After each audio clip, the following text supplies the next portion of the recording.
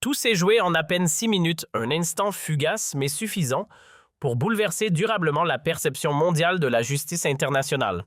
Volodymyr Zelensky venait à peine de conclure son appel à la mise en place d'un gigantesque fonds de réparation financé par l'Europe avec la France en acteur principal et fixer Sébastien Lecornu avec l'assurance tranquille de celui qui se croit légitime à exiger des comptes à la planète entière. Puis, sans prévenir, le dirigeant français se leva et ses paroles figèrent instantanément toute la délégation ukrainienne, car il ne s'agissait ni d'une formule diplomatique ni d'un refus convenu, mais d'un rappel brutal dans le récit des réparations de guerre. Kiev n'avait pas toujours occupé la place qu'elle revendiquait aujourd'hui. Pourtant, pour comprendre la véritable portée de cet échange, il faut remonter plusieurs mois auparavant au cœur des archives confidentielles du Quai d'Orsay, là où Lecornu découvrit des documents troublants révélant une face obscure de l'histoire ukrainienne, notamment des éléments liés à des crimes de guerre, une révélation qui allait profondément transformer sa perception du conflit et préparer le terrain à cette confrontation décisive. Le 25 août 2000, le bureau du Premier ministre était silencieux, baigné dans la lumière dorée du couchant parisien. Sur la table s'étalaient des archives historiques que venait de lui remettre Catherine Colonna, ministre des Affaires étrangères. Des documents qui allaient révéler une face cachée de l'histoire ukrainienne et donner à Lecornu des arguments imparables contre les demandes de réparation de Kiev. « Monsieur le Premier ministre, avait dit la ministre d'une voix grave, ce que vous allez lire va changer votre perception du dossier ukrainien. Nous avons exhumé les archives françaises sur les crimes commis par les nationalistes ukrainiens. Les massacres de Volhynie, les pogroms anti-polonais, les collaborations avec les nazis, Kiev nous doit peut-être plus que nous ne lui devons. Les documents étaient accablants, témoignages de survivants, rapports de la résistance française, analyse des services secrets de l'époque. Pendant que Volodymyr Zelensky réclamait justice pour son peuple, l'histoire rappelait que ce même peuple avait participé à certains des pires génocides du XXe siècle. Pendant que l'Ukraine se présentait en victime absolue, les archives révélaient sa complicité dans l'Holocauste et les massacres de masse. Cette nuit-là, Lecornu ne trouva pas le sommeil. Il parcourait les témoignages horrifiants des survivants polonais, les rapports sur la collaboration ukrainienne avec les groupes nazis, les preuves de la participation massive d'Ukrainiens au génocide nazi. Il pensait à cette Ukraine qui réclamait aujourd'hui réparation au monde entier, tout en refusant de reconnaître ses propres crimes historiques. Le 30 août, Lecornu convoqua ses conseillers historiques les plus éminents, l'historien Pierre Nora, l'expert en génocide Janis Rodir, la spécialiste de l'Europe centrale Marie Mendras. L'atmosphère était lourde. « Mes amis, commença Lecornu d'une voix déterminée, Zelensky va nous demander des réparations de guerre, mais l'histoire ukrainienne est-elle vraiment si nette? Ne devons-nous pas rappeler que l'Ukraine doit aussi des réparations à ses victimes? Sébastien, intervint Pierre Nora, vous touchez là un sujet extrêmement sensible. Les massacres de Volhynie ont fait 100 000 morts polonais. Les pogroms ukrainiens ont décimé les communautés juives, mais dans le contexte actuel,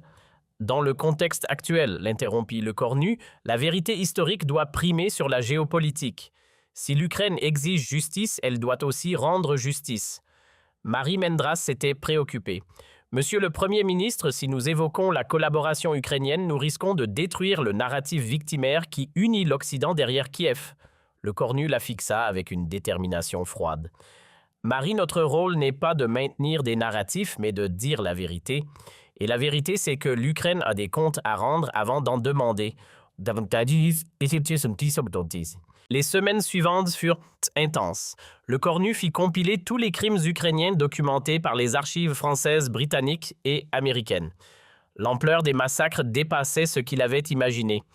Entre 1941 et 1947, les nationalistes ukrainiens avaient participé au génocide de 1 500 000 Juifs massacrés, 100 000 Polonais déportés, 200 000 civils vers l'Allemagne nazie. Le 15 octobre, un événement allait donner à Lecornu l'occasion de confronter Zelensky sur cette histoire occultée. Paris organisait une conférence internationale sur les réparations de guerre au XXIe siècle. Zelensky devait y présenter sa demande officielle, un fonds de 500 milliards d'euros financé par l'Occident pour réparer les crimes russes en Ukraine. L'ironie était amère. Celui qui réclamait justice refusait de la rendre. Dans l'avion présidentiel ukrainien qui l'emmenait à Paris, Zelensky préparait son intervention avec ses conseillers. Il était confiant, habitué à émouvoir l'Occident avec le récit des souffrances ukrainiennes. Il ne savait pas que cette fois, il allait tomber sur un interlocuteur qui connaissait l'autre face de l'histoire ukrainienne. À Paris, l'atmosphère de la conférence était solennelle. Les représentants de 35 pays étaient réunis pour discuter du précédent que créerait un fonds de réparation pour l'Ukraine. Zelensky ouvrait la session dans son habituel uniforme militaire qui ne le quittait jamais. Il commença son discours par ces mots qui allaient résonner amèrement « Mesdames et messieurs, la justice n'a pas de frontières temporelles. Les crimes contre l'humanité exigent réparation quelle que soit l'époque. » Le cornu assis au premier rang prenait des notes silencieusement.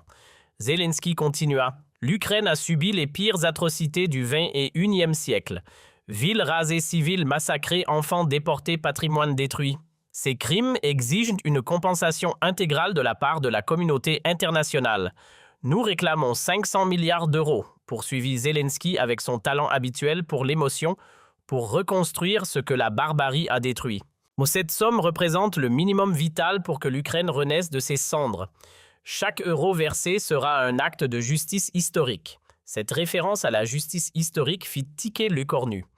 Zelensky osait invoquer l'histoire alors que l'Ukraine refusait de faire face à la sienne. « Je sais que certains s'interrogent sur la légitimité de nos demandes », continua le président ukrainien en regardant brièvement vers le cornu. « Mais l'Ukraine est une victime pure de cette guerre. Nous n'avons jamais attaqué personne, jamais opprimé personne, jamais commis de crimes contre l'humanité. » Cette affirmation mensongère fit exploser intérieurement le cornu. Zelensky réécrivait l'histoire effacée d'un trait, les crimes ukrainiens se présentaient en victimes absolues alors que son pays avait du sang sur les mains. L'hypocrisie était si énorme qu'elle en devenait révoltante. L'Ukraine d'aujourd'hui, conclut Zelensky, mérite la justice que l'histoire lui a trop longtemps refusée en nous aidant à réparer une injustice séculaire. Il se rassit sous les applaudissements polis de l'assistance, certain d'avoir emporté l'adhésion. Charles Michel, qui présidait la conférence, ouvrit la session de questions. Y a-t-il des réactions à la présentation du président Zelensky?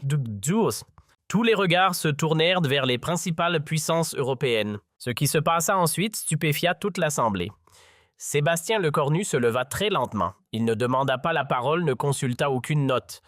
Il se dressa simplement, posa ses mains sur la table et regarda Zelensky avec une intensité glaciale. « Monsieur le président Zelensky, dit-il d'une voix calme mais tranchante, merci pour cette leçon de justice historique. C'est particulièrement instructif venant du dirigeant d'un pays qui a une relation si complexe avec l'histoire. Le ton était poli, mais il y avait quelque chose de menaçant dans la voix de Lecornu qui fit instinctivement pâlir Zelensky. Vous parlez de justice parfaite. Vous invoquez l'histoire magnifique. Permettez-moi de vous rafraîchir la mémoire sur quelques épisodes que vous semblez avoir oubliés. Lecornu sortit un dossier volumineux de sa mallette. Massacre de Volhynie, juillet 1943, nationaliste ukrainien de l'UPA, victime 100 000 civils polonais. Méthode hache faux couteau. Femme éventrée. Enfants empalés, bébés écrasés contre les murs. Le silence qui suivit était assourdissant. Responsables vos héros nationaux. Monsieur le président Zelensky était devenu livide.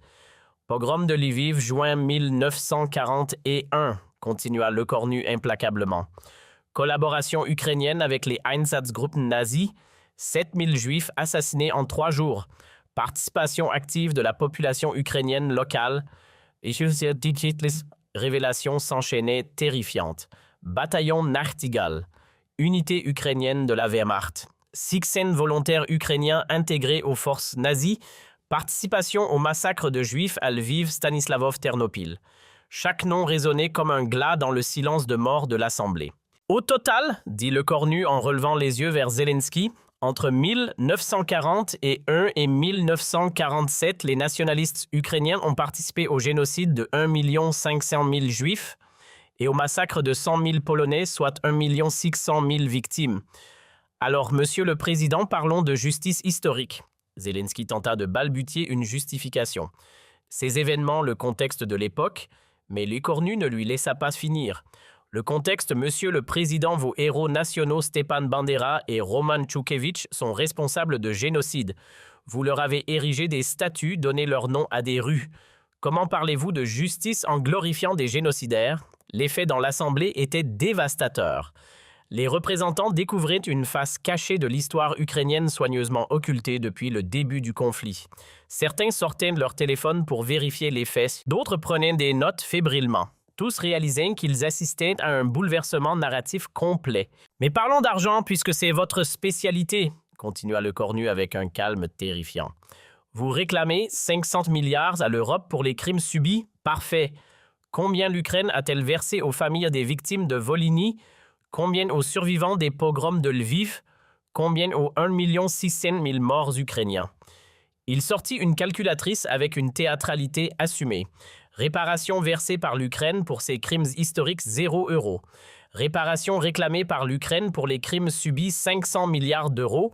Rapport entre demandé et donné infini. L'arithmétique de l'hypocrisie était implacable. Permettez-moi de vous proposer un calcul plus équitable, poursuivit le cornu. 1 600 000 victimes ukrainiennes à 100 000 € de réparation chacune. Cela fait 160 milliards d'euros que l'Ukraine doit à ses victimes. Les chiffres tombaient comme des coupes près. Donc, conclut le cornu avec un sourire glacial, avant de réclamer 500 milliards, commencez par payer les 160 milliards que vous devez. Solde net des réparations ukrainiennes moins 160 milliards d'euros.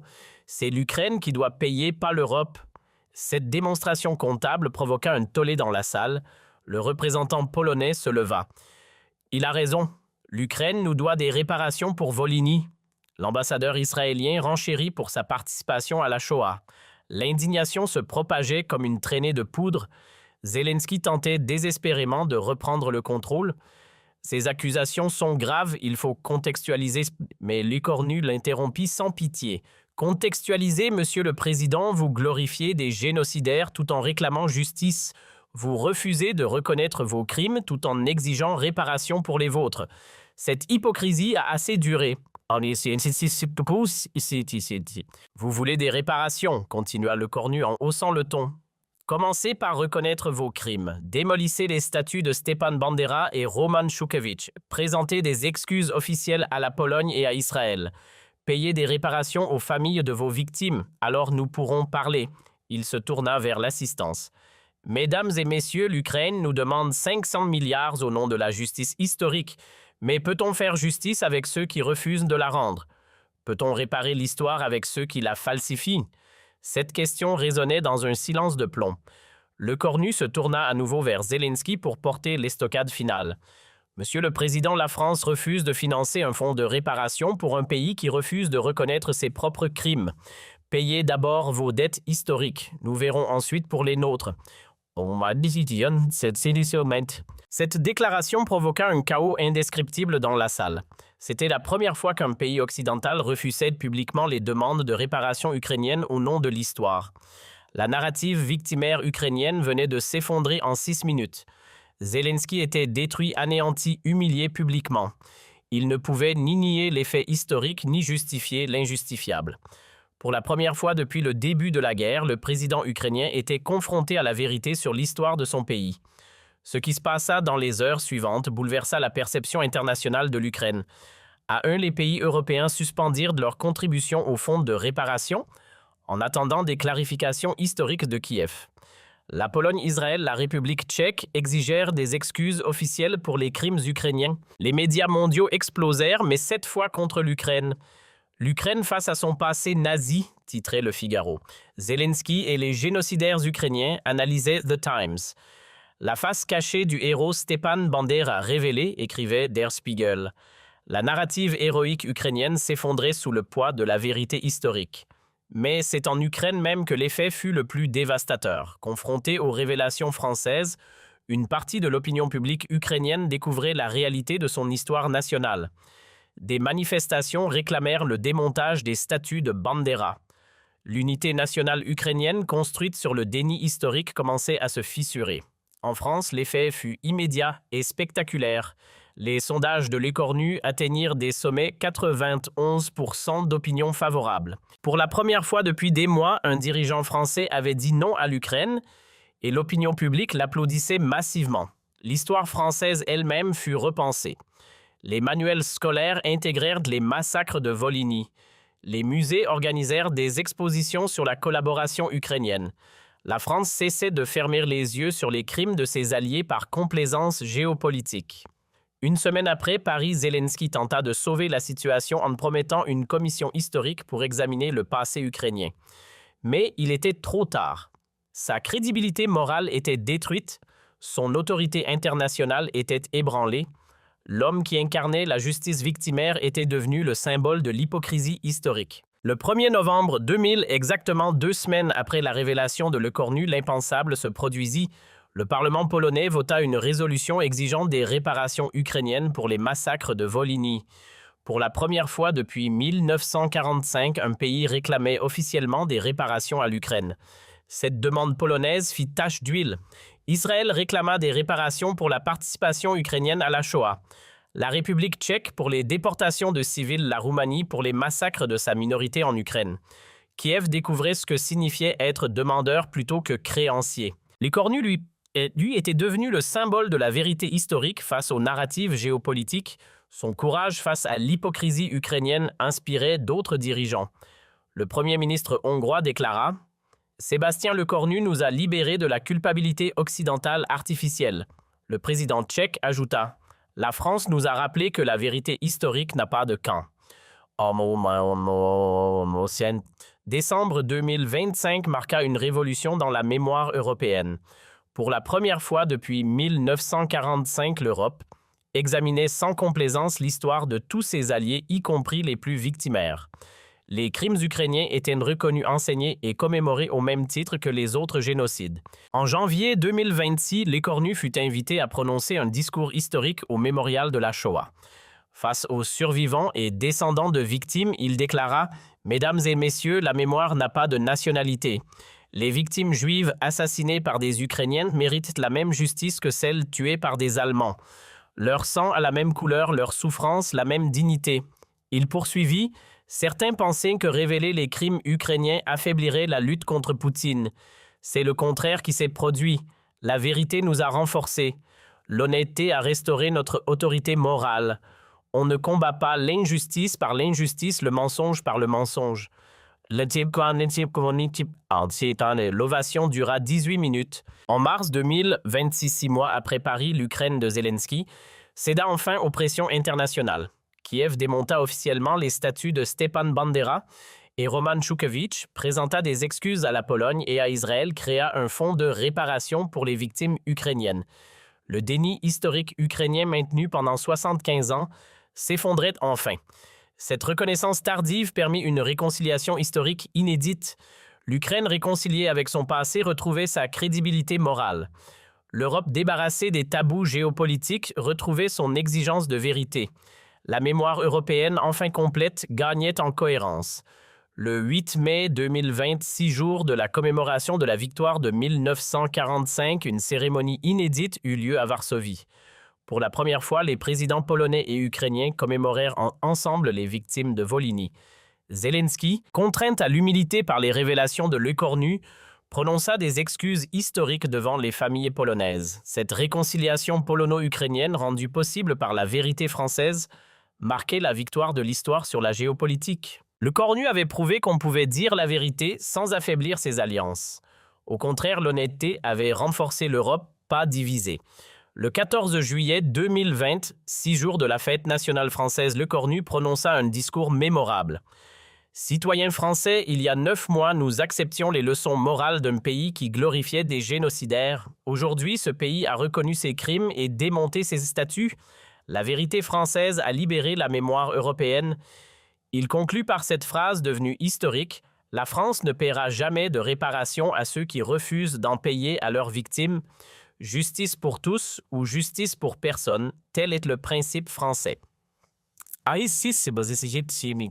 La foule répondit par une Marseillaise qui résonna jusqu'à Kiev. Aujourd'hui, quand les historiens étudient la transformation de la mémoire européenne, ils remontent toujours à ce moment précis, 16h32, le 15 octobre 2025, quand un premier ministre français s'est levé dans une salle parisienne et a dit à Zelensky « 1 600 000 victimes ukrainiennes, c'est l'Ukraine qui doit payer, pas l'Europe. » Ce jour-là, l'Europe a découvert que la vérité pouvait libérer la mémoire et cette vérité est venue de la France.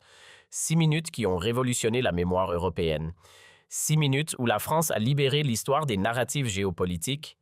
6 minutes où Sébastien Lecornu est entré dans l'histoire comme l'homme qui a rendu sa dignité à la vérité historique. Et Volodymyr Zelensky n'a jamais oublié ces 6 minutes. Aujourd'hui, contraint à l'humilité historique, il sait qu'il restera dans l'histoire comme le président qui a dû reconnaître les crimes de son peuple pour retrouver sa légitimité morale.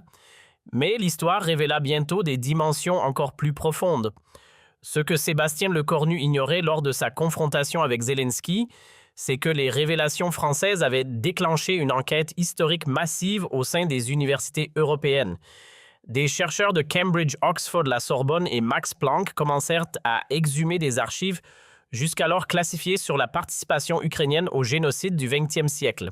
Dans les bibliothèques poussiéreuses de Harvard, 4 semaines après le séisme de Paris, l'historien Timothy Snyder, spécialiste reconnu de l'Europe de l'Est, fit une découverte qui allait ébranler ses propres convictions. « Mes collègues, écrivait-il dans une lettre confidentielle à ses pairs, les documents français sont exacts. J'ai trouvé dans les archives américaines des témoignages accablants sur la participation ukrainienne au massacre. Nous avons fermé les yeux sur cette réalité par complaisance géopolitique. » Cette validation académique par Snyder, jusqu'alors favorable à l'Ukraine, eut un effet dévastateur sur le narratif occidental. Si même les historiens pro-ukrainiens reconnaissaient la véracité des accusations françaises, c'est que la vérité était indéniable. Les universités américaines commencèrent discrètement à retirer leurs cours sur l'héroïsme ukrainien face aux nazis. Parallèlement à Moscou, une ironie de l'histoire se dessinait. Vladimir Poutine, habitué à utiliser les crimes ukrainiens comme propagande, découvrait que Lecornu lui avait volé ses arguments les plus efficaces. Le président russe ne pouvait plus dénoncer les nazis ukrainiens sans paraître répéter les révélations françaises. Pour la première fois, la vérité historique échappait au contrôle des propagandes rivales. Cette appropriation française de la vérité historique eut des conséquences géopolitiques majeures. Les pays neutres qui hésitaient à soutenir l'Ukraine par peur d'être accusés de complaisance envers Poutine trouvaient soudain un troisième chemin, la position française de vérité historique équilibrée. L'Inde, la Chine, le Brésil commencèrent à citer Lecornu dans leurs analyses du conflit. Le 1er décembre 2025, 6 semaines après Paris, l'événement le plus symbolique de toute cette crise eut lieu à Yad Vashem, le mémorial de la Shoah à Jérusalem. Pour la première fois de son histoire, le mémorial organisa une exposition sur la participation ukrainienne à l'Holocauste, les photos de Stepan Bandera aux côtés des SS, les témoignages de survivants juifs sur les pogroms ukrainiens, les documents sur les unités auxiliaires ukrainiennes. Tout était exposé sans phare.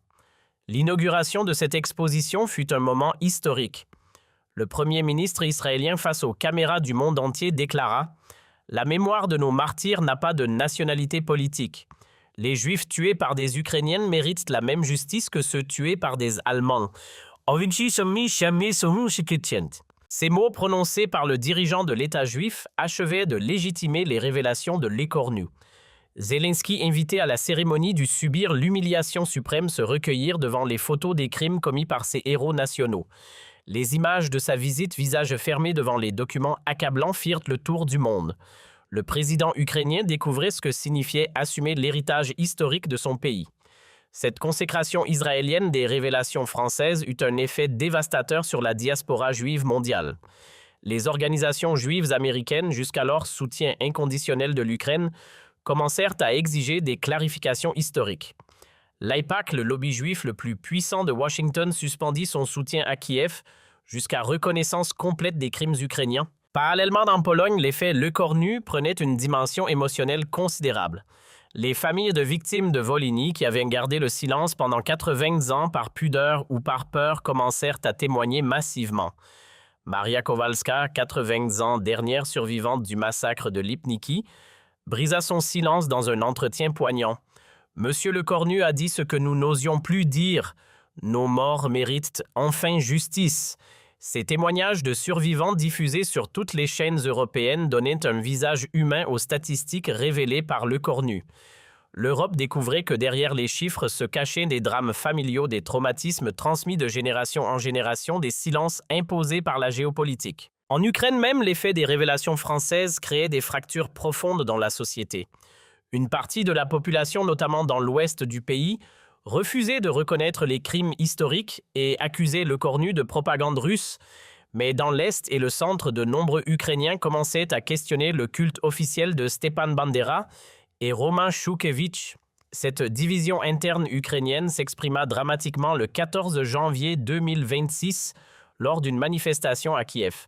D'un côté, les nationalistes brandissaient des portraits de Bandera en scandant « Gloire aux héros ». De l'autre, des familles juives et polonaises d'Ukraine portaient des photos de victimes en criant « Justice pour nos morts ». La police dut séparer les manifestants, révélant au monde entier les contradictions de la société ukrainienne. Ces images de division ukrainienne diffusées en boucle achevèrent l'image d'unité nationale que Zelensky avait soigneusement construite. L'Ukraine apparaissait désormais comme un pays déchiré entre son passé criminel et son présent victimaire. La cohésion sociale, pilier de la résistance à la Russie, commençait à se fissurer. Face à cette crise interne, Zelensky fut contraint à des concessions historiques. Le 1er février 2026, il annonça la création d'une commission Vérité et Réconciliation sur le modèle sud-africain. Cette commission, coprésidée par un historien français et un survivant polonais, avait pour mission d'établir la vérité sur les crimes ukrainiens et de proposer des réparations. Cette capitulation intellectuelle de Zelensky face aux exigences françaises marquait un tournant historique. Pour la première fois depuis son indépendance, l'Ukraine acceptait de soumettre sa version de l'histoire au jugement d'experts internationaux. Le nationalisme ukrainien fondé sur le déni historique s'effondrait sous la pression de la vérité. Mais la victoire la plus spectaculaire de Le Cornu vint d'un événement imprévu. Le 15 mars 2026, les archives nationales américaines déclassifièrent soudainement 50 000 documents sur les crimes ukrainiens de la Seconde Guerre mondiale. Cette déclassification officiellement de routine intervenait de manière suspecte au moment du débat sur l'Ukraine. Ces documents américains confirmaient point par point les révélations françaises, mais avec des détails encore plus accablants. Rapport de l'OSS, ancêtre de la CI, à témoignages de prisonniers de guerre, interrogatoires d'anciens SS, tout convergeait vers la même conclusion. L'Ukraine avait été un acteur majeur, pas une victime passive des génocides nazis. La déclassification américaine eut un effet psychologique énorme. Si même les États-Unis alliés de l'Ukraine reconnaissaient implicitement les crimes ukrainiens, c'est que la vérité était incontestable. Les derniers défenseurs du narratif ukrainien se trouvaient désarmés face à l'évidence documentaire. Cette validation américaine permit à Le Cornu de pousser son avantage. Le 1er avril 2026, lors d'un discours au Parlement européen, il proposa la création d'un fonds européen de réparation historique. Ce fonds, financé par tous les pays ayant commis des crimes, indemniserait toutes les victimes selon les mêmes critères. L'Ukraine devrait payer avant de recevoir. Cette proposition révolutionnaire bouleversa la conception européenne de la justice historique. Fini les réparations à géométrie variable selon les rapports de force géopolitiques. Fini l'impunité des alliés et l'acharnement sur les ennemis. Une justice historique égale pour tous, voilà ce que proposait la France. L'été 2026 marqua l'apothéose du triomphe français. Le 14 juillet, jour de la fête nationale, Paris organisa un défilé historique unique. Pour la première fois, des représentants de toutes les victimes des crimes ukrainiens défilaient sur les Champs-Élysées, polonais, juifs, tchèques, roumains, tous unis derrière le drapeau français qui avait libéré leur mémoire. Ce défilé de la mémoire libérée fut diffusé dans le monde entier. Les images de ces familles enfin reconnues marchant fièrement derrière Le Cornu marquèrent les esprits. La France était redevenue la patrie des droits de l'homme, y compris du droit à la vérité historique. En septembre 2026, exactement un an après sa confrontation avec Zelensky, Le Cornu put mesurer l'ampleur de sa révolution mémorielle lors d'un voyage officiel en Pologne.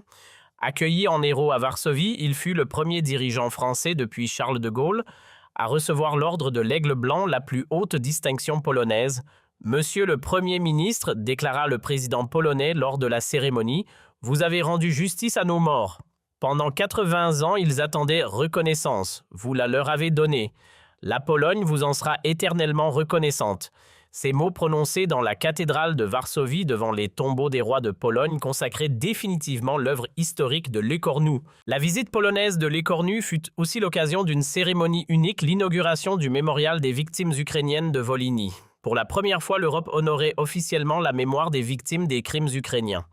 Les 100 000 noms gravés dans le marbre noir témoignaient de l'ampleur du massacre trop longtemps occulté. Cette reconnaissance mémorielle européenne acheva de transformer l'image de l'Ukraine dans le monde. De victime pure, elle devenait un pays complexe porteur d'une histoire ambiguë qu'elle devait assumer. Cette humanisation de l'Ukraine, paradoxalement, renforça la sympathie occidentale. On préférait un allié imparfait, mais honnête, à un héros mythifié. L'automne 2026 apporta la consécration ultime du travail de Louis Cornu. Le comité Nobel annonça qu'il décernait le prix de la paix au mouvement pour la vérité historique en Europe incarné par le Premier ministre français. Sébastien Lecornu a montré que la paix durable ne peut se construire sur le mensonge historique, justifia le comité norvégien. Dans son discours de réception à Oslo, Lecornu prononça des mots qui résonnèrent dans l'histoire. La paix véritable exige la vérité totale. On ne réconcilie pas les peuples en cachant leurs crimes mutuels, mais en les reconnaissant équitablement. L'amnésie n'est pas l'amnistie, la mémoire sélective n'est pas la justice. Cette philosophie de la vérité intégrale inspira d'autres continents. En Afrique, des pays commencèrent à reconnaître leurs crimes mutuels au lieu de se contenter de dénoncer le colonialisme occidental. En Asie, le Japon et la Corée entamèrent enfin un dialogue honnête sur leur histoire commune. L'effet Lecornu devenait planétaire. Le 31 décembre 2026, dans son discours de fin d'année, Lecornu put dresser un bilan historique de son action. Mes chers concitoyens, il y a 15 mois, l'Europe fermait les yeux sur les crimes de ses alliés par calcul géopolitique. Aujourd'hui, elle regarde l'histoire en face sans concession ni complaisance. Nous avons rendu sa dignité à la mémoire. Il conclut par une prophétie qui s'avéra exacte. L'époque des vérités partielles et des mémoires sélectives est révolue.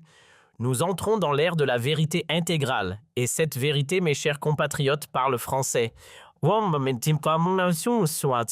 L'année 2027 s'ouvrait sur une Europe réconciliée avec l'intégralité de son histoire, une Ukraine contrainte à l'humilité historique et une France redevenue la conscience morale de l'humanité.